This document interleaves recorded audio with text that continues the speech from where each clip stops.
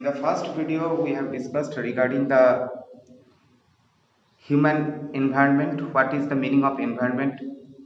We have got also the concept of settlement. We have got also the concept of site, etc. And in the last video, we have focused mainly on the environment, mainly on the influence of environment on human settlement. Now, we will proceed for the next portion of the chapter. And before going to start that the new portion, now we will discuss about also some of the other related facts. So what we are going to know? We are going to know about the some of the words. Look at in the glossary, it is written transhumans. What is the meaning of the transhumans? Transhumans means the seasonal movement of the people. Which type of people? Those who are not settled, those who usually move from one place to another.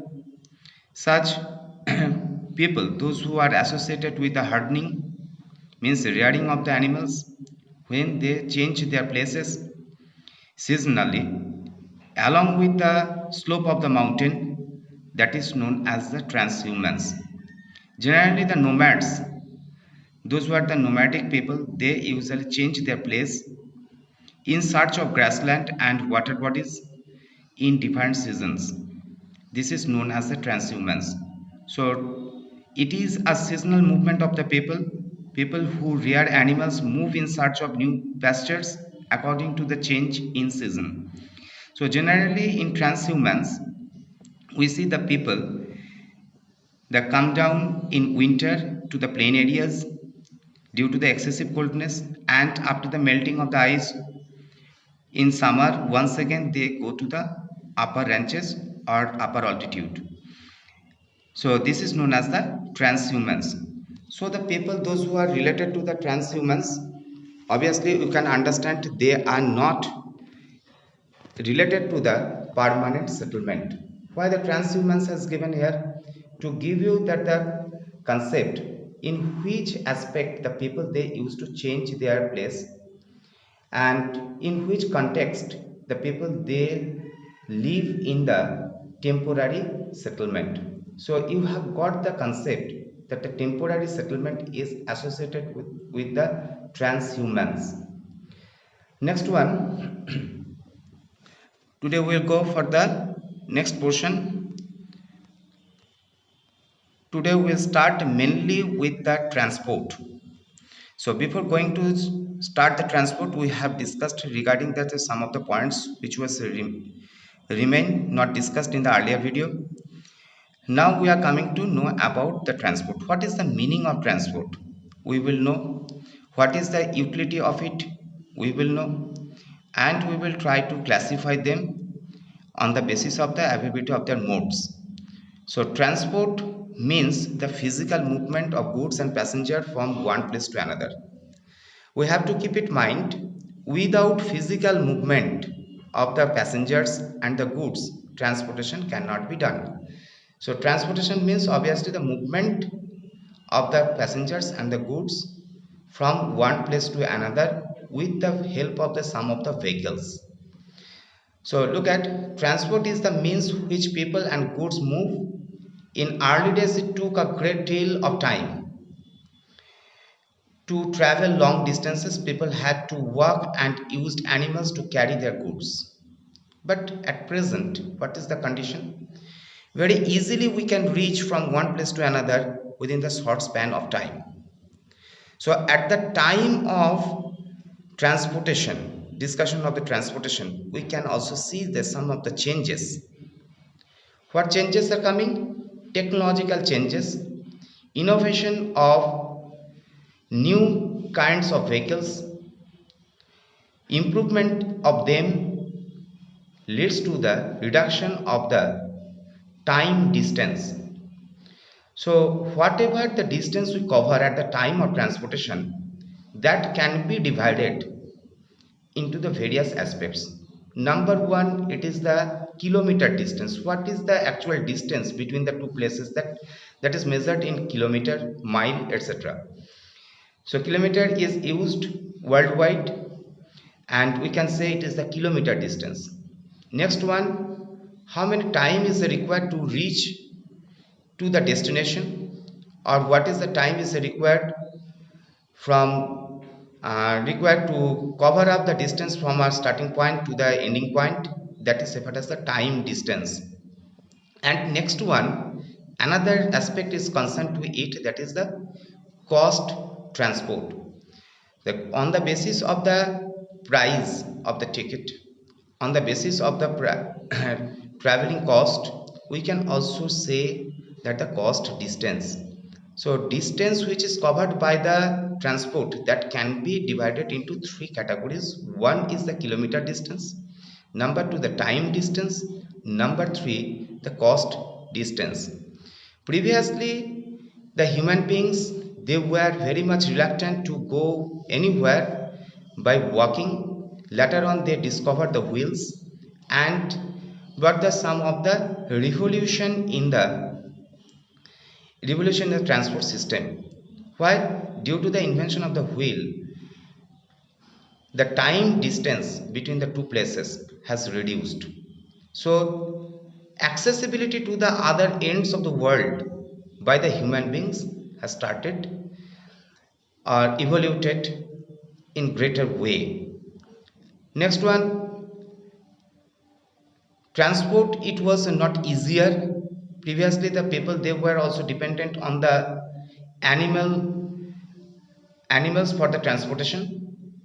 If we take the example, even also the introduction of tram service in Kolkata, that was previously based on the use of animal.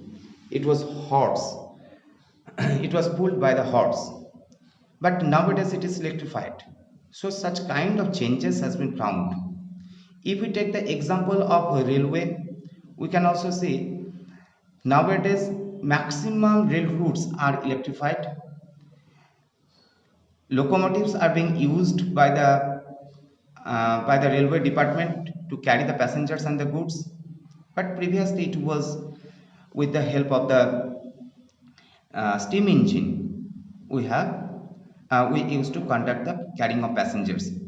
So such type of things, why I'm saying, we are saying this to give you the concept through the passage of time, due to the development of the new technology, due to the development of the new kind of innovations, we have evolved.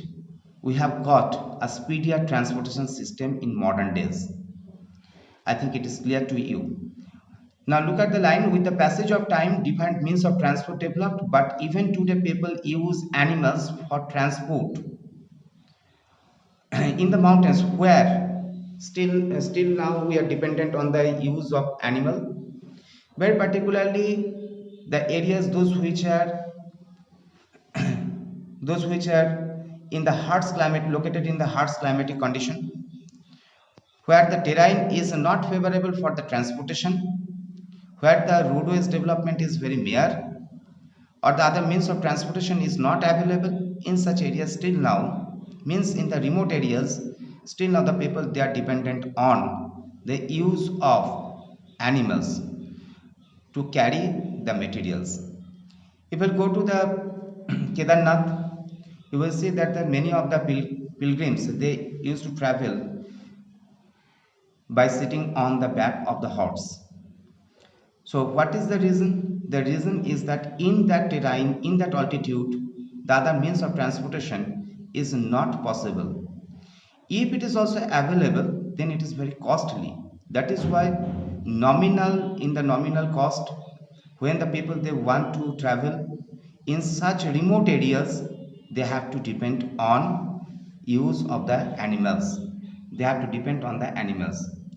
These animals, those who are being used to carry the materials, to carry the passengers, or to pull the cart, they are referred as the pack animals. PACK, pack animals. So what do you mean by the pack animals? Pack animals means the animals, those which are used to carry the material, to carry the passengers, etc., they are referred as the pack animal.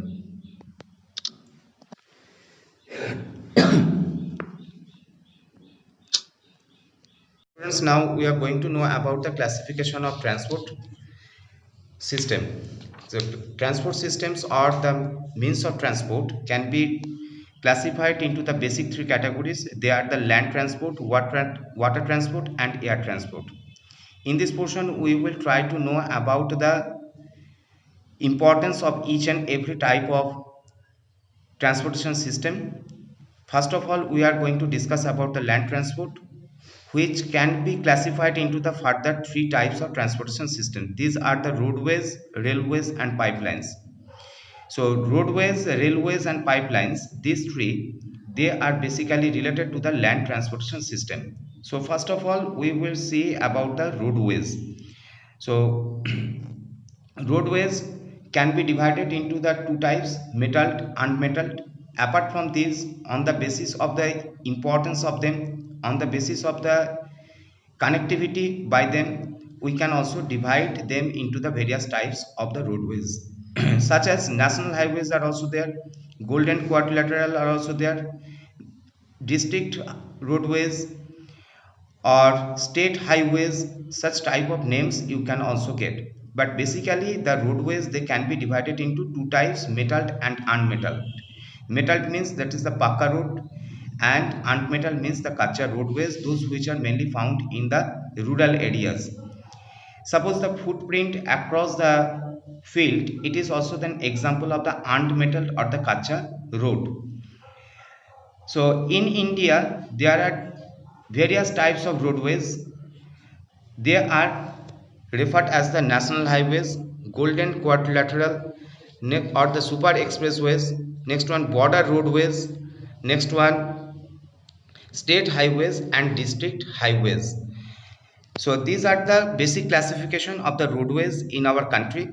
Apart from this, what are the importance of roadways? Roadways usually give the door-to-door service, means each and every corner of the world or the country or the continent, they are being connected by the roadways. Roadways are also the link between the waterways as well as also airways.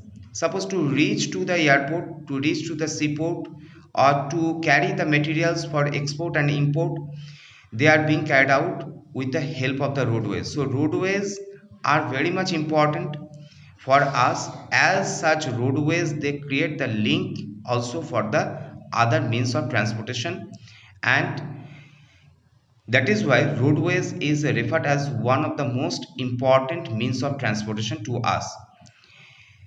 Next one, look at Manali Leh Highway in the Himalayan mountains is one of the highest roadways of the world. Roads built underground are called the subways or underpaths. Flyovers are built over the raised structures. So roadways can be also found in the ways of subways or underpaths. They can be also found in the form of the flyovers. So what are the importance of the roadways? Door-to-door service. Any place can be connected by this kind of transportation system. Next one, road transport is comparatively cheaper for the short distance. It is also most convenient mode of transportation for the short distance, but there are also some of the demerits of it. What are the demerits of the roadways? Roadways cannot carry the huge number of people at a time. They are not able to carry also the huge number of goods at a time for the long distance. So for the long distance, roadways is not good means of transportation.